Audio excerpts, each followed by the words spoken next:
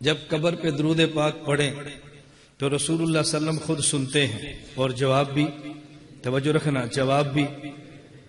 اب سوال سنیں، مدینہ منورہ میں رسول اللہ صلی اللہ علیہ وسلم ایک صحابی کے گھر تشریف لے گئے۔ آپ نے باہر سے السلام علیکم کہا، اندر سے جواب نہیں آیا۔ آپ نے پھر السلام علیکم فرمایا، پھر جواب نہیں آیا۔ آپ نے تیسری بار السلام علیکم فرمایا۔ صحابی گھر سے باہر آئے، وعلیکم السلام ورحمۃ اللہ وبرکاتہ۔ اللہ کے نبی نے پوچھا، تم گھر میں تھے؟ جی گھر میں ہوں۔ میں نے سلام کیا تو سنا نہیں ہے؟ کہا جی سنا ہے۔ تو پھر جواب کیوں نہیں دیا؟ میں سمجھانے کی ترتیب پہ بتا رہا ہوں، جواب کیوں نہیں دیا؟ حضور آپ سلام فرما رہے تھے، میں سن رہا تھا، میں آپ کو جواب دے رہا تھا، لیکن میں جواب آہستہ دیتا تھا، اس لیے کہ سلام دعا ہوتی ہے، تو میں چاہتا تھا میں آہستہ سلام کا جواب دوں، حضور سمجھیں کہ سنا نہیں ہے تو پھر سلام فرمائیں۔ میں آہستہ جواب دیتا، آپ سمجھیں کہ سنا نہیں، آپ پھر سلام فرمائیں۔ تو میں آپ کی 3 مرتبہ دعائیں لینے کے لیے جواب آہستہ دیتا رہا، اس لیے میرا منشا یہ تھی۔ اب اس پہ سوال سمجھو، اعتراض یہ ہے، جب آپ رسول اللہ صلی اللہ علیہ وسلم کی قبر پہ جا کے سلام پیش کرتے ہو تو آپ کہتے ہو نبی پاک سن لیتے ہیں، حالانکہ نمبر 1 جو باہر بڑی جالی ہے، یہ پردہ موجود ہے۔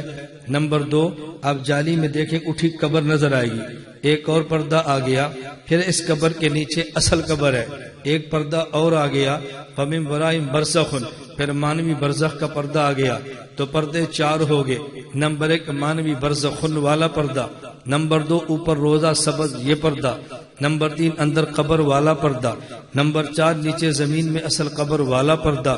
تو جب 4 پردے موجود ہوں، آپ آہستہ سے کہتے ہیں الصلاۃ والسلام علیک یا رسول اللہ، آپ سن لیتے ہیں اللہ کے نبی اس دنیا میں ہیں اور صرف درمیان میں ایک دیوار ہے۔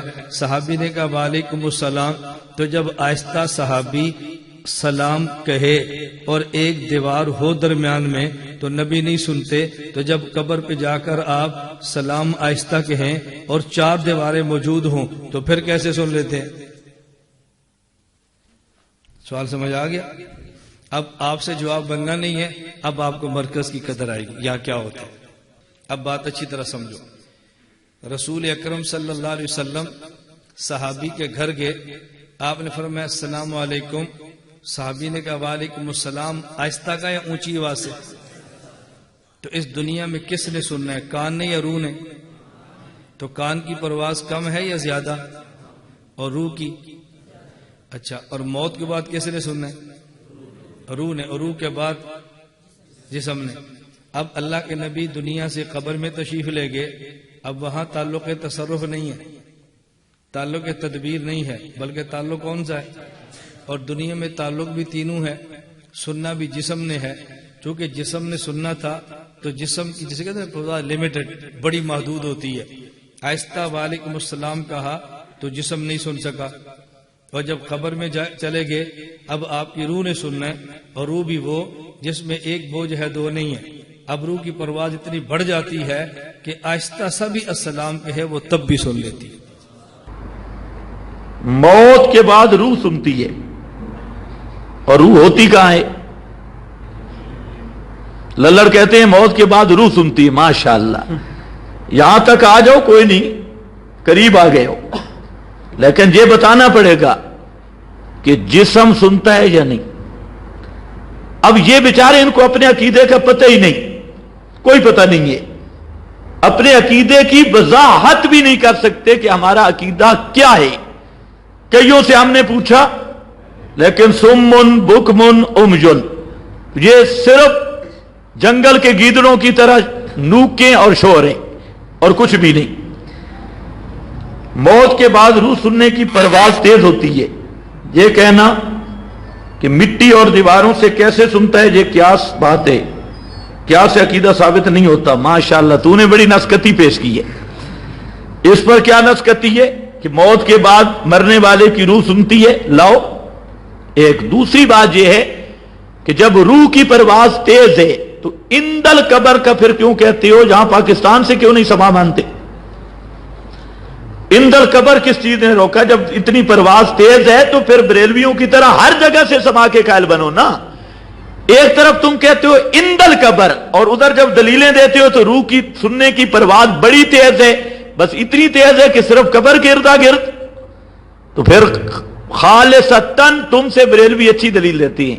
وہ کہتے ہیں سورج ہے نا ایک جگہ پہ اور اس کی کرنیں ہیں پوری دنیا میں، اسی طرح کہ انبیاء ہوتے ایک جگہ پہ ہیں لیکن نور پوری کائنات میں سنتے ہر جگہ سے. تم تو بریلوی اچھے رہ گئے، جھوٹ بولا لیکن کم از کم کوئی عقل کے مطابق تو جھوٹ بولا ہے نا، ہے وہ بھی جھوٹ. اب گمان صاحب سے کوئی پوچھے کہ وہاں حضرت سعد کے دروازے پر نبی کریم علیہ السلام کا صرف جسم گیا تھا یا روح بھی اندر تھا؟ لیکن گمن کا کام ہی گھومنا ہے، اس کا تو اور کام نہیں ہے. تو آپ حضرت سعد کے دروازے پر جب گئے تھے تو اندر روح موجود تھی یا نہیں؟ جی. ایک دوسرا، تمام للہٹ مفتی عبدالشکور ترمذی سے لے کر مولانا سرفراز خان تک موت کے بعد ان کانوں سے سننے کے قائل ہے، جسم کے کانوں سے. یہ گھمنی مذہب کہاں سے آ گیا؟ پہلے تو گھمن کو اپنے للڑوں کے ساتھ موافقت کرنی چاہیے اور یہ فیصلہ کرنا چاہیے کہ جو کان کے ساتھ سماع کا قائل ہے وہ مسلمان ہے یا نہیں. حالانکہ سب ان کے للڑ بن کے اکابر سب ان کے جو نام لیتے ہیں وہ روح کو جسم کے اندر مانتے ہیں اور جسم کے کانوں کے سننے کے قائل ہے. ایک تیسری بات یہ ہے کہ گھومن صاحب سے کوئی پوچھے کہ روح سنتی ہے تو روح کے سماع کو اندل قبر کے ساتھ کس نے بند کیا ہے؟ گھومن صاحب نے.